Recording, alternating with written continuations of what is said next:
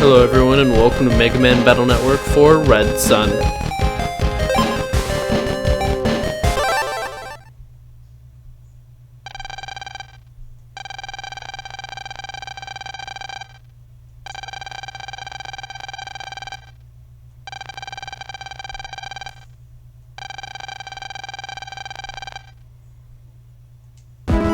So,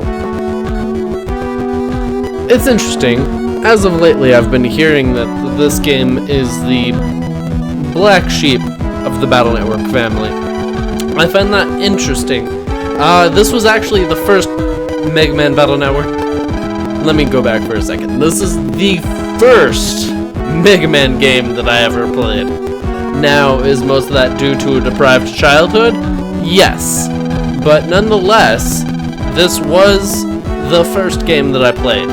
And with that in mind, I always thought it was alright. I mean, there were definitely some places that agitated me as a child. We'll put it like that. And I even noticed now, wow, if I had no idea how to already do this part would be incredibly difficult. But thankfully I already kind of know. And I did mess up a little bit. Well, by mess up I mean I didn't remember, but I had enough grasp of the situation that I was able to get through it.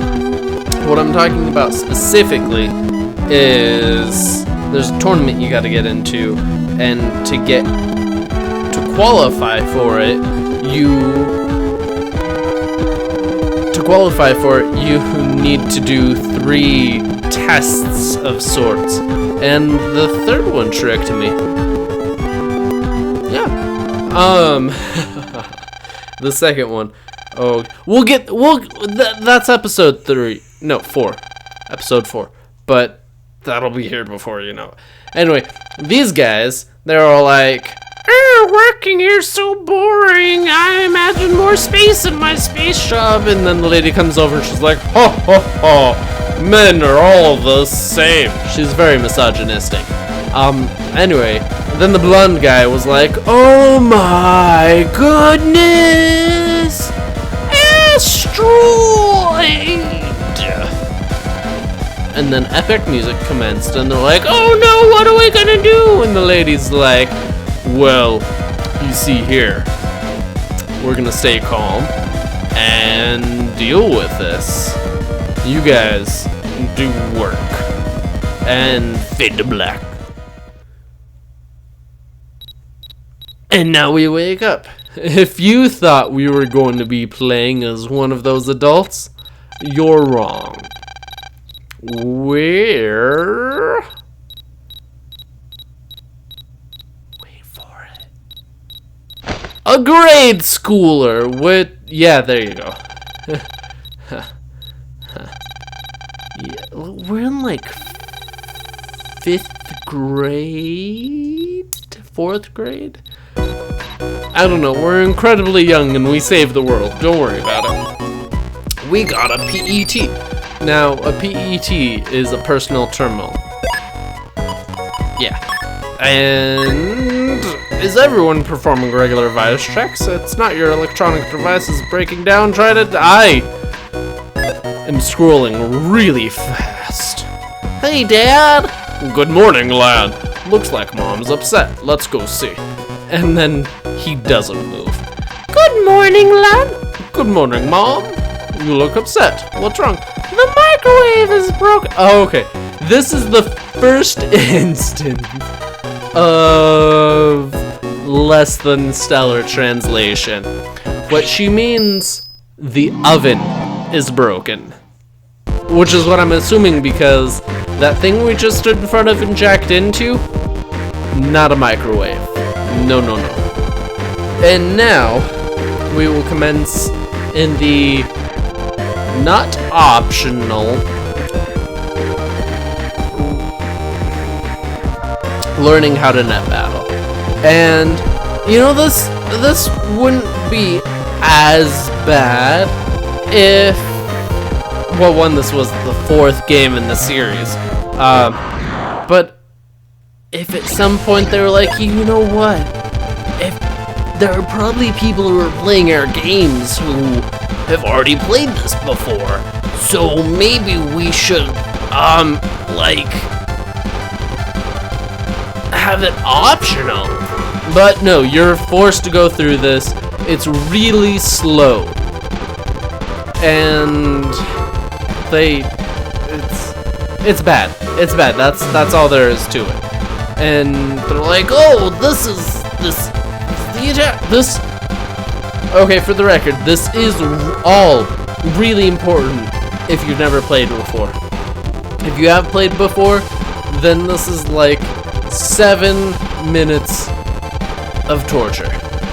Yes, I said torture. In fact, probably not even 7 minutes.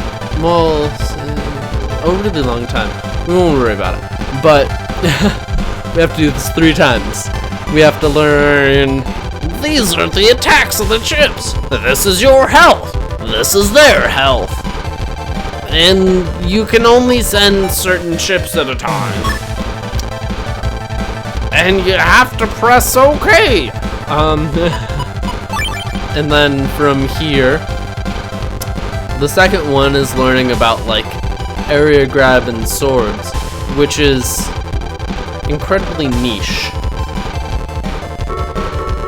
And then the third virus for every game is usually like, this is the special thing with this game. In this game it's full synchro, but we'll get to that. Fun fact, this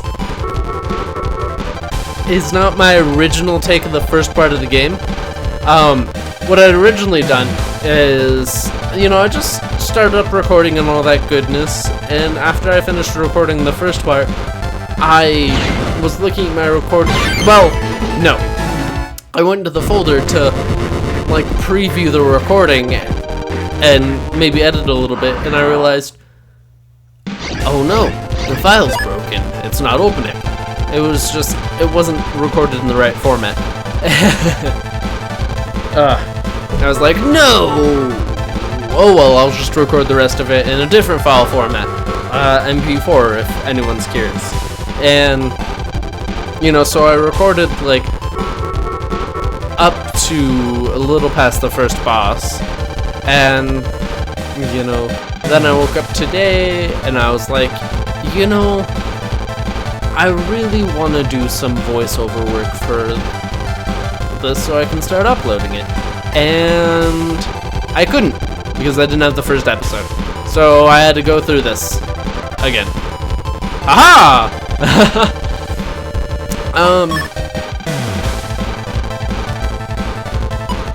The music in this game is pretty catchy. At least I think it is. I think it's pretty good.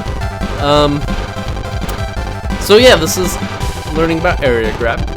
And as you can see, you can only move around in the red section. And the enemies have the whole blue section. And this is interesting when you're playing the Blue Moon version of this game. I mean, it's not. In every game, you've had the red and the enemies had the blue. But, I don't know, it's just because there's that color differentiation. Mostly because they were like, oh well, Pokemon makes like twice as much money selling 2 different versions, so we'll sell 2 different versions. Anyway, well, I guess that was started with 3. I will have to do my research. But anyway, red version, you're on the red tiles. Blue version, you're not on the blue tiles. I don't know. It's probably really not that important. This is talking about full synchro. They're like, this shows your Navi's emotions. And, if they get worried, you're terrible at this game. I feel like I'm saying a lot, but I don't really know what to commentate about right now.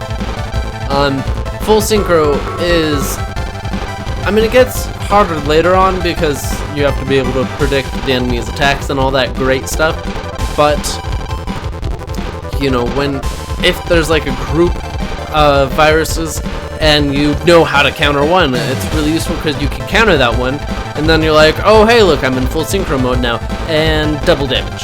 It's great. I guess I'll talk about the differences between Blue Moon and Red Sun.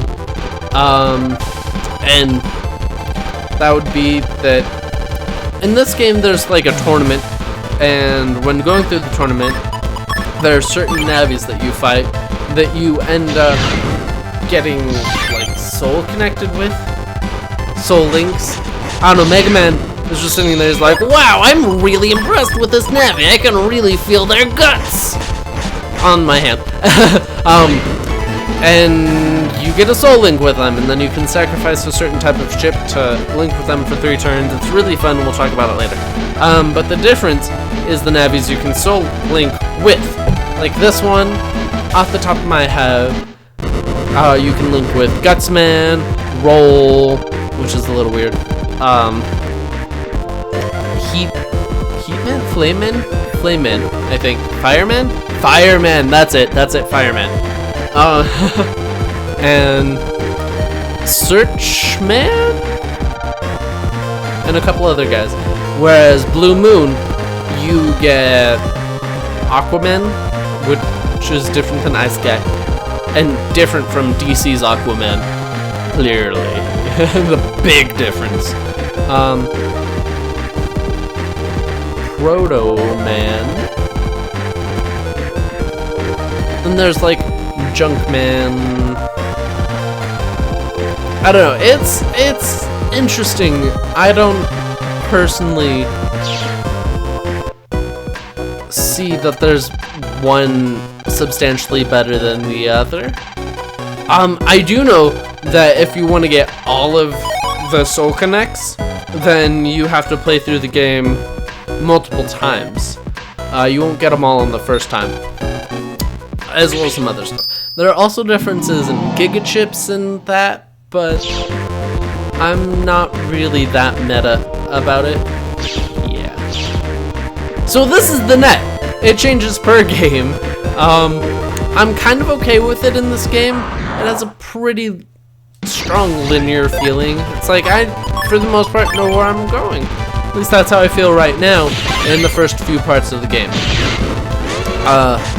And you'll notice I use the Vulcan cannon a lot in these first parts. I don't know, I just, after I realized that it can shoot through multiple enemies, I just think it shoots through one into whoever's behind them. I don't think it's continuous, but I think that's really cool and I use it a lot. So yeah, that's a thing. And then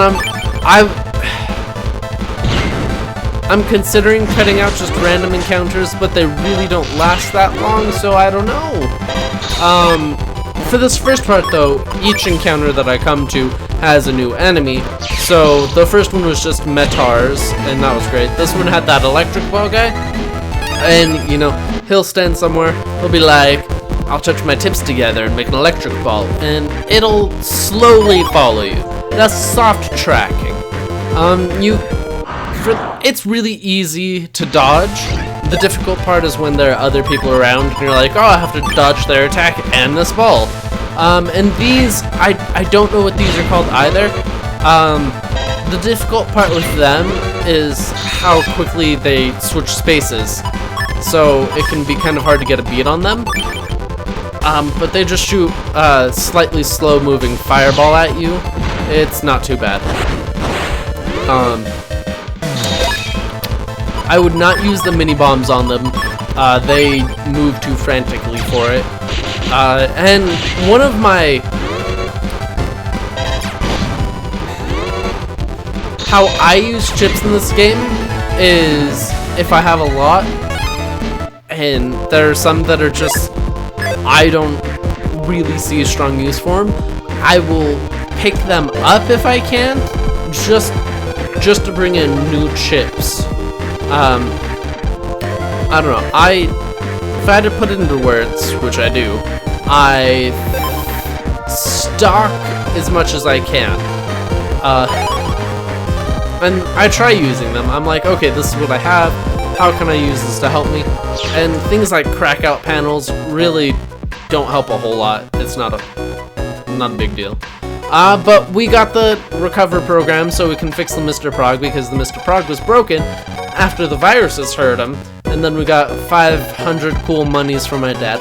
And fun note, when you're going through the net, there is a net dealer. He's a guy who sells you HP memory and some chips. HP memory increases how much life Megaman has. In this part, he's not open, but the next instance that you get to log in, he is. And I'm like 100% sure that's because your dad's like, here's $500, go do things I should do and buy us some stuff to fix Mr. Prog. And I'm like, okay, and so that you don't spend that money, he's not open. Done deal.